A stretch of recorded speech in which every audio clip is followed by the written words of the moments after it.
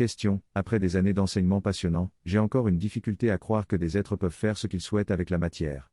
Ainsi, en prenant un exemple extrême, qui pourrait diminuer la valeur de l'exemple, un être extrêmement puissant pourrait déplacer notre planète où bon lui semble. Mais quand on s'intéresse un peu à la complexité du système solaire quant à sa façon de voyager dans la galaxie, les interactions gravitationnelles, les combinaisons chimiques, mécaniques, nucléaires, la puissance de l'être en question devrait dépasser le niveau le plus élevé d'un entendement humain.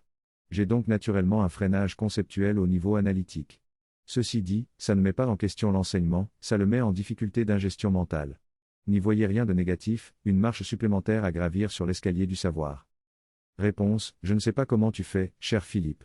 Pour ouvrir ton mental à une conception des capacités plus élevées, il faut y aller par étapes.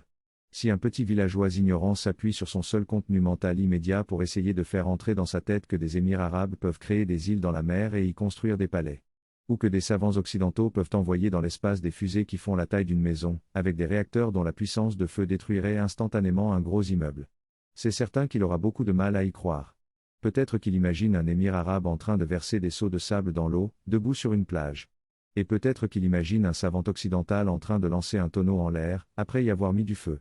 S'il essaie d'imaginer ce que font les émirs arabes ou ce que font les savants occidentaux, à partir de sa petite représentation des capacités techniques, alors c'est évident que, selon sa représentation des choses, il est impossible pour les émirs arabes de faire ce qu'ils font, et il est impossible aux savants occidentaux de faire ce qu'ils font. En général, l'humain terrestre a une très faible et très mauvaise représentation mentale de ce que sont les capacités psychiques et de comment elles fonctionnent. Si on te demande de pousser un train classique qui est à l'arrêt, avec tes seuls bras, bien sûr qu'il te sera impossible de le déplacer du moindre millimètre. Si le train est un train à lévitation magnétique, et qu'il est en situation de lévitation sur un coussin magnétique invisible, alors sous certaines conditions, tu peux littéralement le pousser à la force de tes petits bras, et réussir à le déplacer.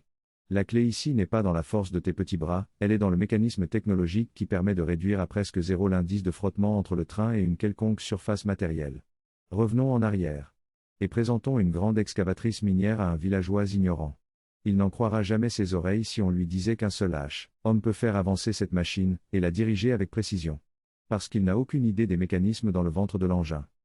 Comment peux-tu avoir du mal à imaginer qu'il puisse exister des technologies si avancées, qu'elles seraient capables d'affecter et de contrôler les trajectoires des planètes ? Avec nos petits missiles rudimentaires, nous, humains terrestres, sommes déjà capables de dévier la trajectoire d'un astéroïde. Fais la projection toi-même et imagine quel peut être le niveau technologique actuel d'une civilisation qui travaille depuis au moins 1 million d'années, et dont le membre le moins intelligent reste un géant incommensurable aux yeux de nos meilleurs intellects terrestres.